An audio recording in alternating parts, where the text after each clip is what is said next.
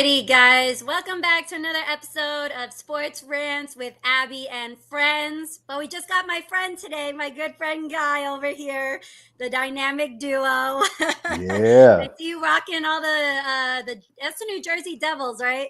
that's right. Rocking all their gear today. So, let me ask Guy, how are you doing? How's your week going? Week's going pretty good. You know, just got off the Memorial Day weekend, so not bad. It's always a struggle to like get back into the swing of things after like a 4 day weekend. I swear it's the worst. But I'm doing good as well. We obviously got two teams who aren't doing so well this week. And, I'm referring to the Knicks and the Timberwolves. And of course, the Timberwolves game is on right now. And let me tell you, I got it here on my phone and it's still not looking any better at all. 53-27, just about to be about 3 minutes and 45 seconds from the half. So, Guy, you summed it up absolutely perfectly. Like your face right now was exactly what I'm thinking about the Timberwolves. So, all right, let's just go ahead and get into it. Do you think OKC advances tonight? Oh, without a doubt. I mean, they got on them early, and I think they just stuck the fork in them. They are done. Wolves on the I'm, menu. And I'm right there with you because to me, the series just feels completely over. I feel like OKC is just too much at this point. So, going back to the previous game, kind of what do you think was the issue there? Obviously, Anthony Edwards only 16 points that game, but what did you notice into that game that they needed to adjust coming into this game five here? I mean, I know they only lost by two, but a lot of the statistics actually favored Minnesota. They just didn't execute in the clutch. And we spoke about Anthony Edwards having to step up, and you can't have 16 points, especially if everybody keeps saying that you're the next one. Let's cut that right now. It almost kind of feels like how they rushed LeBron James's development, right? They called him king from like day one. Let's let this kid grow up a little bit because right now Minnesota is just lacking that the execution in the key moments. Like you can see OKC just does everything a little bit better. And I'm right there with you. Anthony Edwards, I mean, 16 points. I get the bench had a very good night. I completely understand that Ant-Man was double teamed the whole time, but you see other players that are double teamed every single game and they still somehow manage to score points. I mean, you are supposed to be the leader. Let's set aside like the face of the NBA like drama that we talked about a couple weeks ago.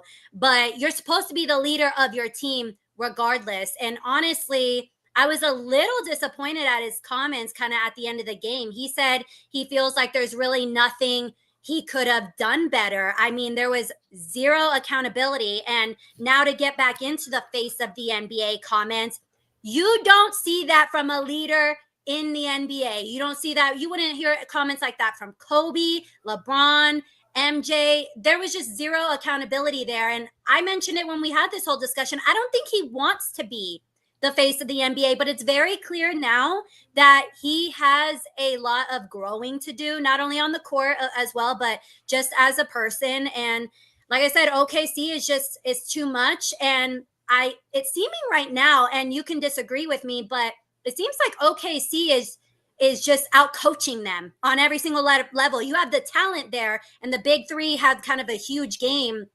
last game, but they're just being out coached. And quite frankly, they just seem the Timberwolves just seem so unprepared going into every single game. I mean, sure, you mentioned it, the last game close from a box score point of view, but if you were looking at that game, it didn't seem close at all, in my opinion. Yeah, I agree. I mean,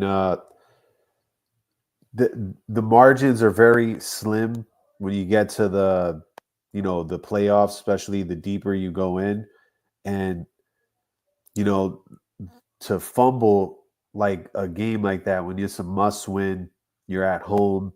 That I just don't think they played with that urgency that they needed to. They just want to get by on their talent, and I think that's from the top down. Anthony Edwards sets that tone. You see Julius Randle been using they used him less and less in the offense, and it's kind of like they're a group of individuals instead of a well-oiled unit like OKC. OKC seems connected. They're focused on the same goal, and that's why you see them just like running right through them today. Like the Timberwolves are just too much individual me guys. That's what I see. And, and you're right. It seems like OKC is just they want it more. They're playing with more intensity, and compared to other teams, like I would say, like the Knicks, they always play like their backs are against the wall. The Timberwolves are not doing that at all. And this series, I'll be very honest, has been so uninteresting. It's fallen completely flat, and I mean, it's just already now another blowout. I'm still watching the game here on my phone. Another blowout, and it's been honestly very disappointing. There's been out of the two series, this has just been underwhelming at best. So, kind of looking at it, I mean, who's to blame, you think, for the Timberwolves being down 3-1 in the series? I think there's a lot of blame to go around. I mean, you have to again start at the top. Anthony Edwards, you're going to get the lion's share of the blame. Uh, I mean, 16 points again. Like you have the scoring averages for superstars should go up in the playoffs because you're playing more. You're going to be touching the ball more and shooting the ball more per se because you use less of the bench. But that's inexcusable, really. I think Julius Randle has some part of the blame because you need that sidekick. Uh, Rudy Gobert really didn't make an impact. So they've just from the top down had a forgettable performance, and like you said before, their coach, I think he failed to make necessary adjustments, and I think he gets the second most blame after Anthony Edwards. Yeah, and I'm right there with you. I feel like the superstars on the team need to set the tone. And you can't, I know the bench the other night had a very good night, but you need to also balance that out with still being the superstar and carrying your team. And you're right, there's plenty of blame to go around. Anthony Edwards is one of them. And again, I mentioned it before already, the coaching, just very underprepared. You're not making it, it doesn't look like there's any adjustments being made. And at this point, you have to just start to think, is OKC just too much? Is their defense just too much for them? They're honestly, clearly, as of right now, the better team. And honestly, they've been the best team all year. So it's kind of very fitting for them at this point. Yeah, you just wish that the series was a little more entertaining. But then again, I don't know who else would have been a better matchup. They probably would have did this to anybody in this, juncture of the playoffs. Yeah, and I absolutely agree with you there. I think this was just OKC's year, honestly. You know what I mean? And we've been kind of waiting for it too. And we want to see a different champion as well. What is this going to be like the seventh Seventh new year. champion? Yeah, Yeah. exactly. So, and it's very exciting to see the teams that are in the final four right now because they're different. They all kind of play differently as well. And you've seen a bunch of these players start to shine. We'll talk about Halliburton here in just a little, but it's been this series, unfortunately, just has not lived up to its expectations. I think just fans all over wanted more. But I think at the end of the day, I don't think there's any person who really can't stand the Thunder and don't want this to be the Thunder's moment at this point, you know? Yeah. So, anyways, I do want to remind you all, hit like button, subscribe. We're trying to get our YouTube views up wherever you're watching on any platform. Of course, you can also follow us as well on Instagram. But let's go ahead and get into obviously the Eastern Conference Finals. And I know you're just dying to talk about this. We got the Knicks, Pacers. Obviously, Knicks down 3-1. What was your reaction to the game yesterday? I mean, in contrast to the Western Conference, the Eastern Conference finals have been very entertaining. Even though it's been a 3-1 series lead for the Pacers, the games have been relatively close. Yesterday, I thought the Knicks got their soul snatched at some point in the game. Because I mean, Indiana was ready. They let Game 3 slip. They let up a 20-point lead, so they couldn't let that happen again. 2-2 going back to New York is a lot different than 3-1 going to New York.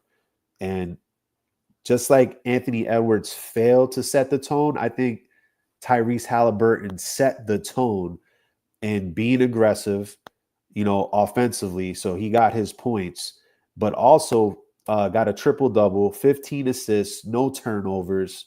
Like he was the best player on the floor. And, I said it episode 1, this guy is not overrated. They are here for a reason. They are a really good team. Pascal Siakam is another underrated, all-star level player. They might not win the championship, but they are going to be competitive, And the Knicks, man, they're in disarray. You see Bridges taking a lot of the shots in the clutch. I thought Mr. Clutch was Brunson. Bridges to me was absolutely terrible the other day. He just was. I feel like some of the shots were hero shots, and I'm like, you didn't need to take that. And when you even hear the announcers being like, he didn't need to take that shot. Why didn't you just dribble it in the paint? And you're trying to do like a fadeaway. I'm like, it doesn't make sense. And that's kind of one point I wanted to get into, especially with the Pacers. They make you play at their pace. And that's what the Knicks, I think, are having a hard time keeping up with right now. Now, the one thing that does work in favor of New York is the obviously Brunson with all the free throws, and that slows things down, but only so temporarily. And then as soon as the Pacers get into transition, I mean, it's over. It was just very fast paced. But you're right, Halliburton was the best player on the court the other day. And it was so nice to finally see guys like Benedict Mathurin. He's an Arizona guy. And you already know I have a bias towards that. But he has been completely absent the last couple of games. And to see him actually, I think he had 20 points the other day. I was like, it just seems like Indiana has more depth, I think, than New York as well. And I don't know. It's this series has been so fun to watch, but as it's starting to move along, I just am starting to see the issues more with the Knicks. And do you think, and this is what I was trying to get at, do you think the series is over for the Knicks? Oh, we got some. That's right. Jersey, baby. Arizona don't have a hockey team, so I can't rep anything. So I'll be an honorary. Be like an honorary member. Shout out to the Coyotes. And what is it? The Utah? It's the Utah something now. I think they're the Mammoths or something like that. Some craziness. Yeah, something like that. Yeah, it's like hockey's just not a huge mammoth. There we go. Yes. I actually love that name, but I mean, hockey was never going to work out here. Not at all. But to answer your question, though, do I think the series is over for the Knicks? Yeah. I don't care if you're playing in New York, in Indiana, on the moon, in Transylvania. It's going to be the same. It's going to be the same result because, like you said, the pace of play, when the Knicks try to play this fast style, they cannot keep up with Indiana. The other key is Karl Anthony Towns gets in so much foul trouble, every game, every single game. And they're stupid fouls. Mm-hmm. He is very skilled, but again, defense is not the strong suit for the stars on the Knicks, right? Brunson is weak defensively, and Karl Anthony Towns is too.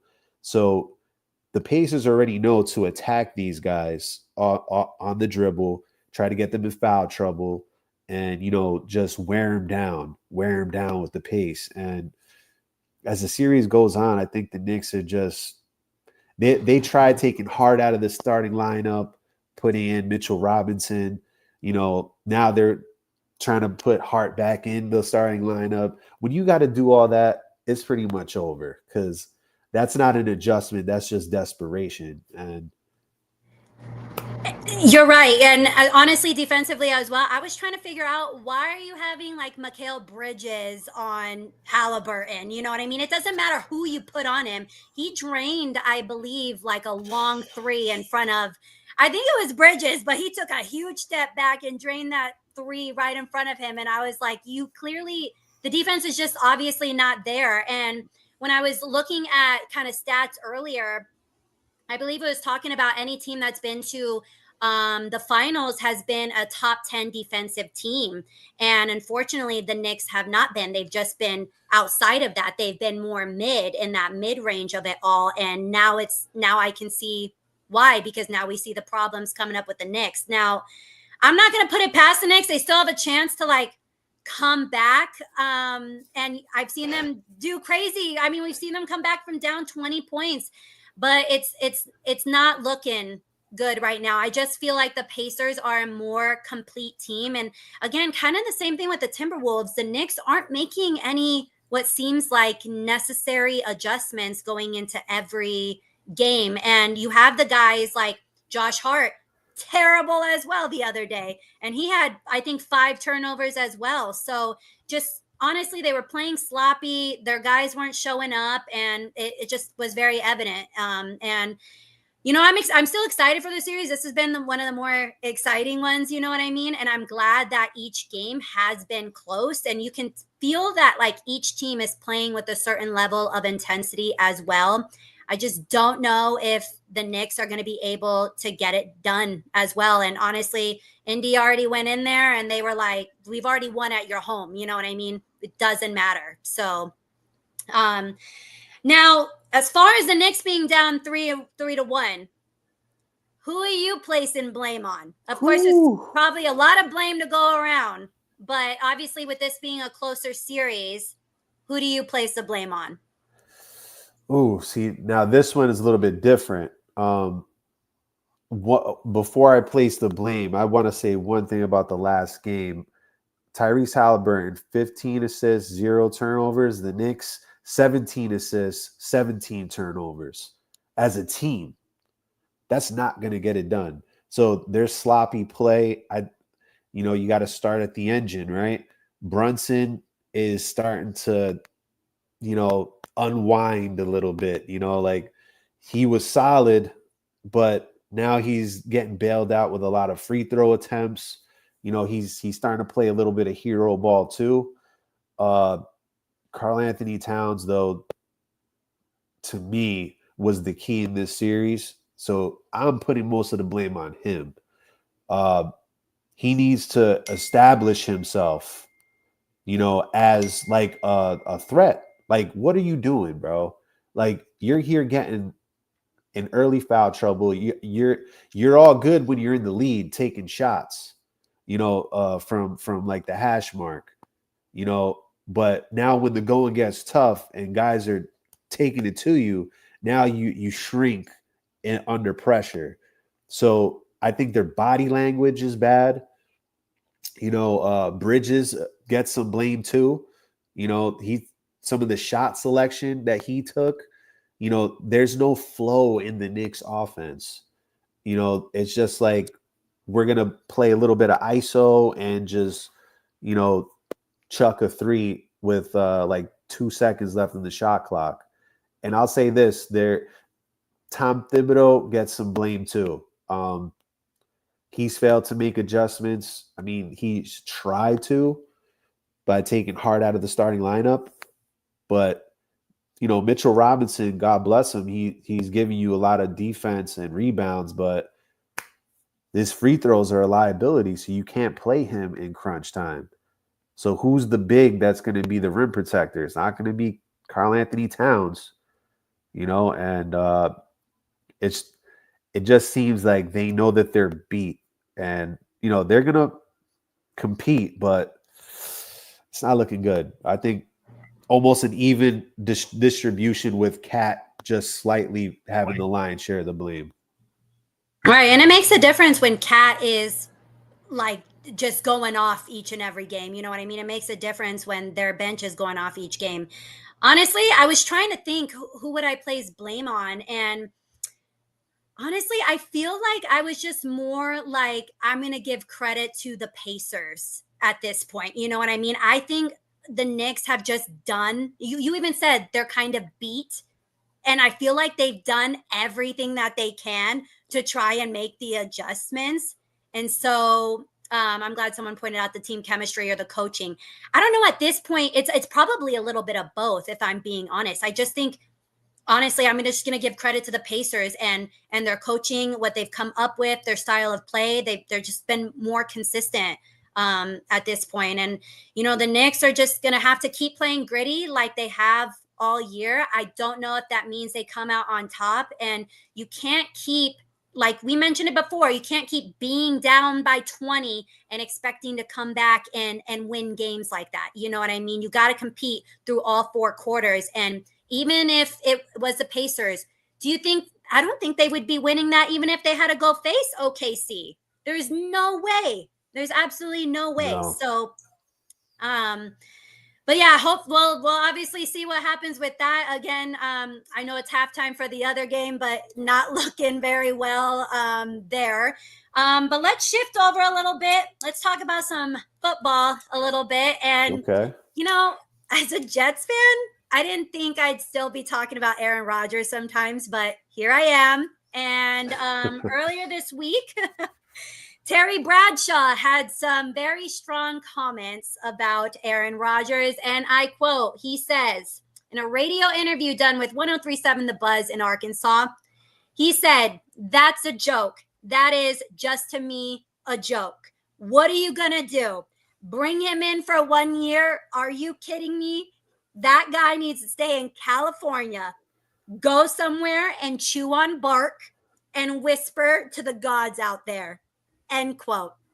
So very strong words from Terry Bradshaw. And of course, just he expressed in the whole interview just his frustration with the Steelers and their quarterback situation. Bradshaw was also very supportive of Kenny Pickett. He liked Kenny Pickett. He thought that the O-line was the main problem when Kenny Pickett was there.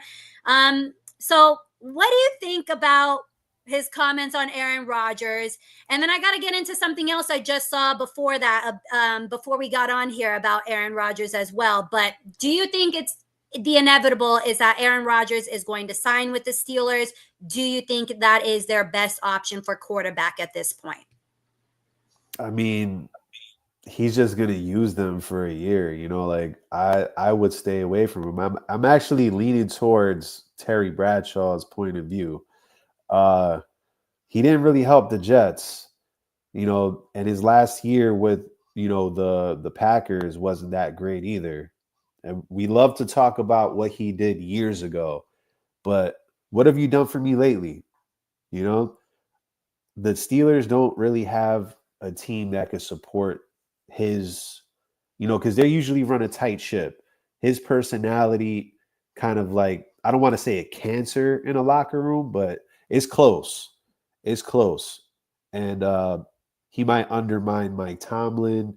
They already had a deal with Antonio Brown and all that a couple years ago. This is going to be kind of similar, but Terry Bradshaw, man, he cooked them. He cooked them on live TV. Well, no, radio. Radio still, though. I mean, very, very strong comments. I mean, I always say when in terms of Aaron Rodgers, you either love him or you hate him. Now, I'll go back and say I was all for bringing back Aaron Rodgers to the Jets in 2025. I understand why we did not. And now knowing more that I do about Aaron Glenn, I think those two would have absolutely clashed. And in terms of the Jets as well, Aaron Glenn has pretty much gotten rid of every old player on this team. He has cleared house. He was made it very known that this is going to be a young team. And I mean, we don't have, I just posted it earlier too. Someone came out with, I wish I could give him proper credit, but just the longest tenured Jets players on the roster right now. And anyways, in terms of Rodgers, though, I mean, he is right. Like, he is probably just going to give them a year. I don't know at this point what Rodgers is doing. You know what I mean? I don't know if it just seems very different than when he was going to come to the Jets. Like, he just seemed more eager to play football and be there. And I think at this point, it doesn't seem that way heading into the 2025 season. And I'll tell you right now, and I was reading it earlier, people were saying that Aaron Rodgers is waiting to the last minute so that the Steelers are begging for him, you know what I mean, and talking about Aaron Rodgers and his ego, and that's going to feed his ego, which I get. He's got a big one. He's not the most likable person. I'll fully say that, you know what I mean. And coming off of the last couple of years, we haven't really seen greatness from him like we saw, and you pointed it out, like all the stuff in the past. We've seen greatness in the past. We haven't seen it lately. Now, honestly, the Steelers, though, if they're going to stick with what they have right now at QB, it is going to be a very long year. And you just got some youngins in there, but somehow, and we've talked about this before, Mike Tomlin always figures out a way to work with what he has, you know what I mean? And I believe they drafted Will Howard, if I'm correct. I actually wanted him for the Jets. So I think they kind of lucked out with that pick. I mean, got some stuff to work on, obviously, but we had a comment in here, and this is the second point I wanted to bring up. I don't know if you saw this, but I believe Joy Taylor went off on a whole rant earlier today or sometime this week about Aaron Rodgers not showing up to OTAs. And I was like baffled because I'm like, he is not on the team. He missed mandatory minicamp for the Jets. What would make you think he would show up for OTAs for a team he isn't even on? He owes them absolutely nothing. He has no loyalty to them at that point, or at this point. And I found that whole little rant that she did. I mean, we do rants here, of course, but that whole rant was just completely unnecessary. And I'm like, why are we even talking about this, quite frankly? But I'm just like, why is this even news? It's crazy that Aaron Rodgers is news and he's not really doing nothing. We don't hear about him. We've hardly seen him. This is the most quiet he's been in the last couple of years. So there's just a lot of assuming, I feel like, going on in terms of Rodgers there. So just, I mean, very interesting comments, but you're right. He cooked them. I heard that he's supposedly waiting for the Vikings to try to get him an offer too. You know, they have probably a better roster, you know, offensively, defensively than Pittsburgh right now. They have I mean, I don't know, because I wouldn't invest in Aaron Rodgers. So, like, to even make a case for a me first guy that could, you know, throw his teammates under the bus constantly, you know, I wouldn't waste my time. If I'm Pittsburgh, just tank. I just don't even think that 1 year would make a difference. It's not like they would go on a Super Bowl run. You know what I mean?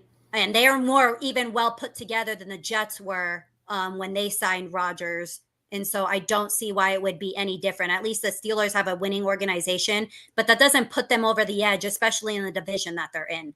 But would you sign him if he was the final piece to if your roster was like this close, but you needed a quarterback and he's the only guy there? Are you signing Aaron Rodgers right now?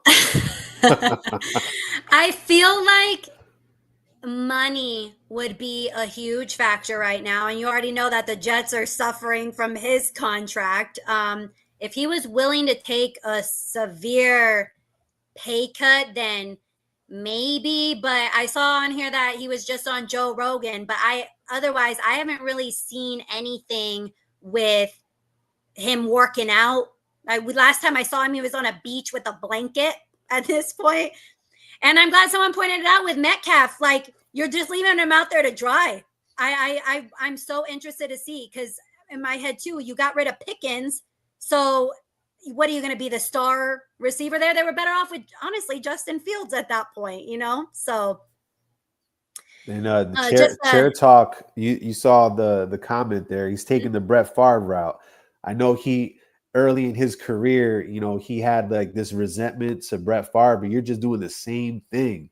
But like mhm. chair talk said, like at least Brett Favre was relevant his whole career and was more productive. I'd rather have Brett Favre and all his antics than Aaron Rodgers.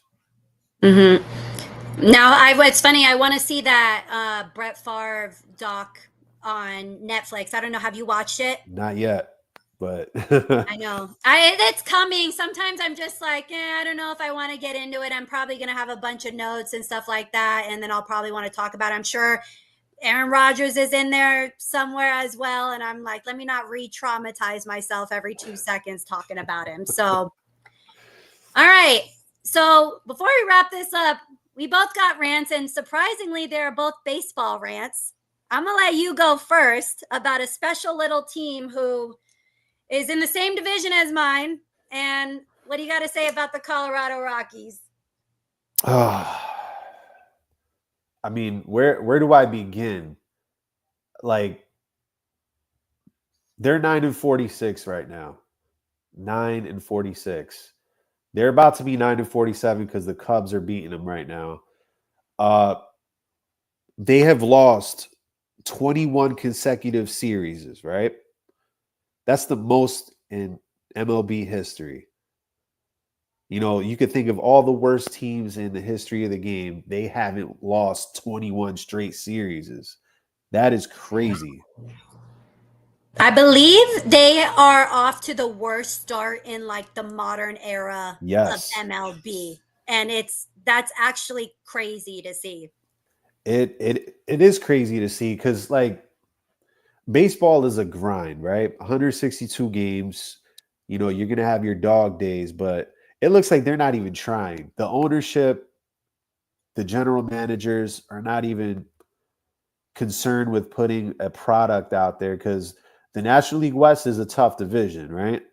The Dodgers are the standard, but San Diego's good.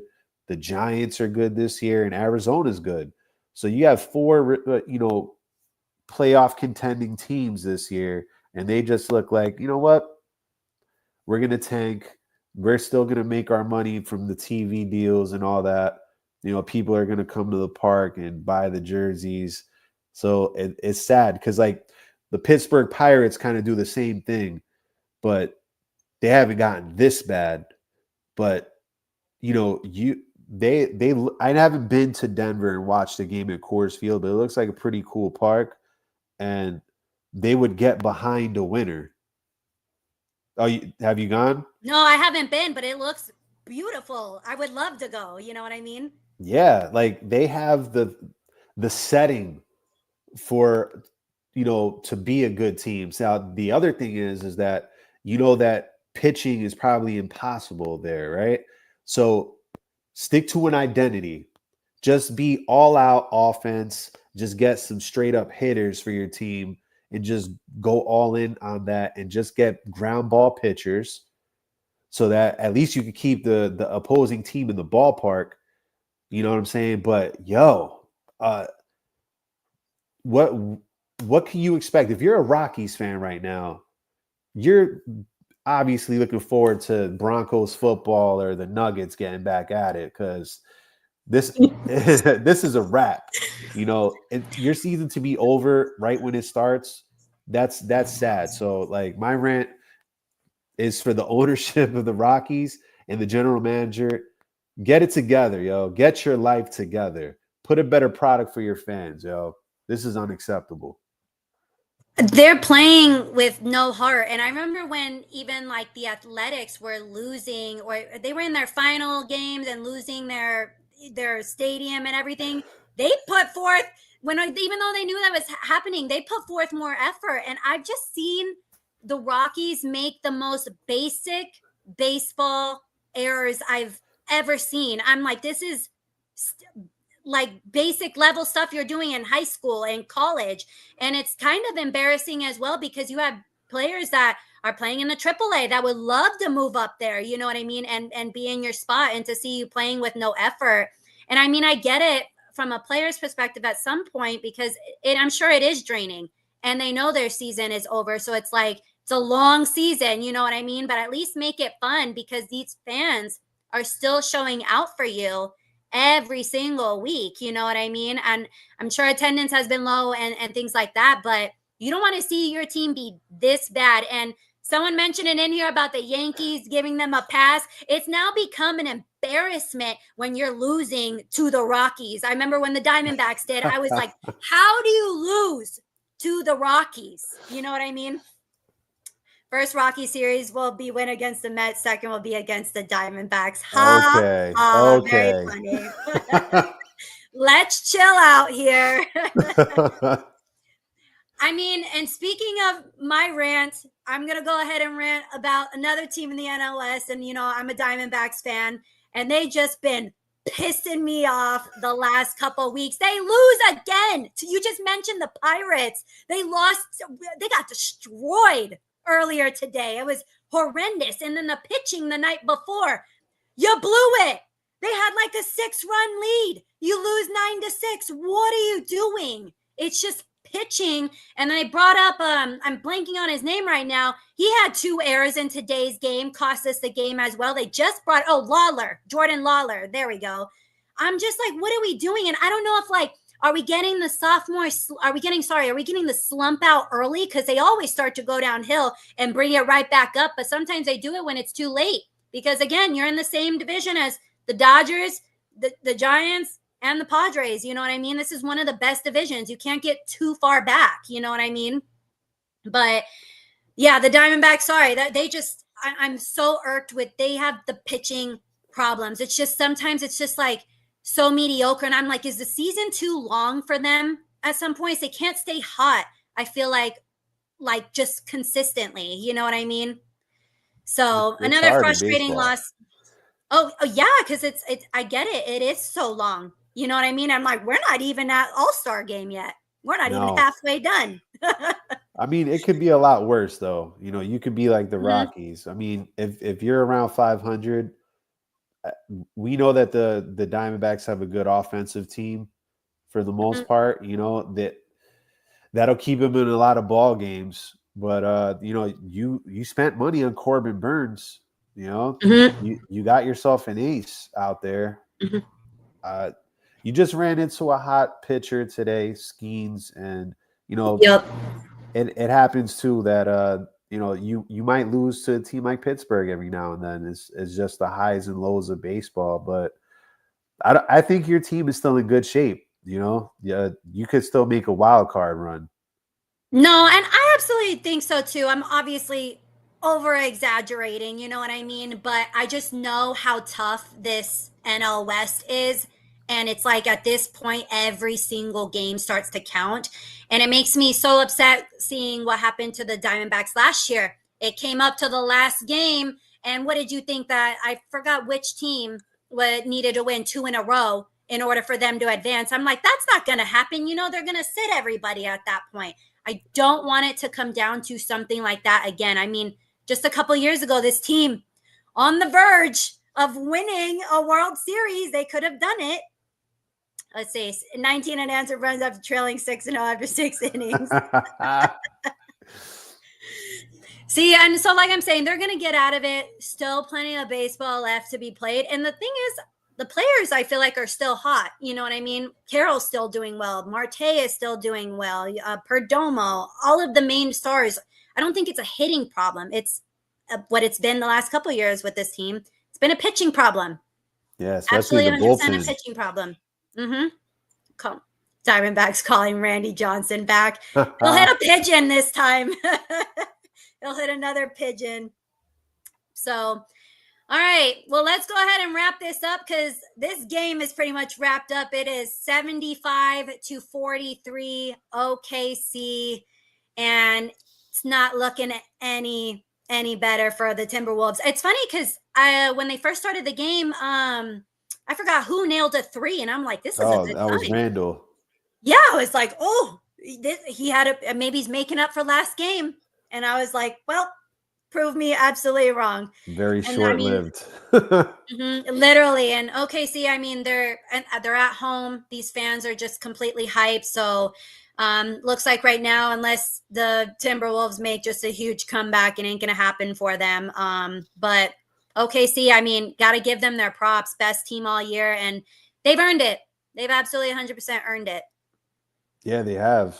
I mean, it's looking what, like Pacers Thunder, right?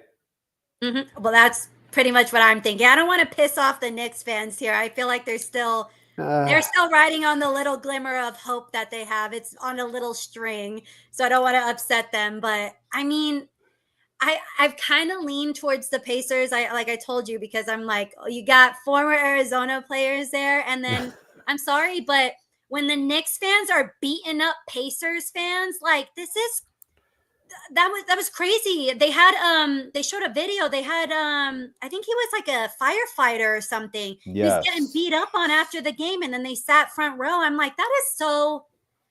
I could go into a whole other rant about it's just a game. Yeah, no, the last I think the last episode I ranted about New York fans for that reason. It's like you you beat the Celtics, right, in the series, and then some guys walking in the street with his Pacers gear, and you're throwing like bags of trash at him. You know what I'm saying? And it's like 50 guys to one. The guy's by Hmm. himself. He is a New York firefighter too. Hmm. So it's like it's not a good look for New York when they do that. Hmm. I feel like Jack from Don't Let Go. You might have to let Well, go. and well, it's because after this too, what you got football, and I mean, right now it's not like Jets and Giants football is looking oh so promising. You know what I mean? Nope. At least the But I baseball mean, you teams are got competitive. that's what I'm saying. The baseball teams, and then maybe you look forward to some college basketball. So I'm like, you still have hope. They're coming the fall. You know what I mean? But yeah, I just think that was so. And when I saw that video, I was like, this is so inappropriate. I know what it's like to be a frustrated fan because, again, I'm a Jets fan. They have not been in the playoffs in 14 years. I understand what it's like to just watch trash after trash after trash every year and just be like so close and so frustrated. But when you start hitting other fans, threatening players, like at the end of the day, these players are when it comes to players especially, they're doing things you would never do. You will never be on an NBA court, you will never be on an NFL field at all. And then like I said, firefighter, that's literally a first responder. Most people, they're not cut out for that. They run into the flame, you know what I mean, not out. So it's just that so unnecessary. And chill out, chill out. It's not over. They like to say it's not over, but they're acting like it's over already. Yeah, I mean, look, you want to talk your stuff when you're up and winning, right? But then like when you're down, now you want to fight. That's I always say that's a loser's mentality. You know what I'm saying? You take your L like a man, and or woman, and you just, go get him next time. That Hmm. it's only a game. Like you fighting somebody, now you're getting in trouble, and your whole life is changing because of that. Go to the games, go to the bars, and just enjoy the game. And if your team loses, yeah, it sucks, but there's better ways to handle that. Hmm. I mean, I get this is, especially with the Knicks, this is probably one of the best teams they've had in a very long time. It is very hard to run it back, but it's like that in every single sport. You know what I mean? And we talked a little bit in previous episodes about just New York and the culture and how there's more of an intensity compared to like maybe in Arizona with Diamondbacks fans and Suns fans. But I'll tell you right now, like, especially when it comes to the Suns, we are beyond frustrated with half the shit we got going on. We got KD drama. We got no coach now. Like, we were so close. It's crazy how close we were. It was right in our grasp. And now to see us, like, even the Suns, how they've fallen off so completely. Like, there is that intensity there. Sorry, we don't have X amount of people that live in New York City. What is it, 8 million? And we're all hovered on top of each other. Like Phoenix is still like a top 4 city in the United States. Like, don't count us out. You know what I mean? So, anyways, all right. Well, Guy, always a pleasure talking to you. Like and subscribe, please. We're trying to build up the YouTube. Follow us wherever you're following us, Twitter, Instagram, you name it. And another good episode, Guy. I'm glad it was a Yeah. dynamic duo here again. Yeah, you already know. All right. All right. See you guys next week. Same time. Bye.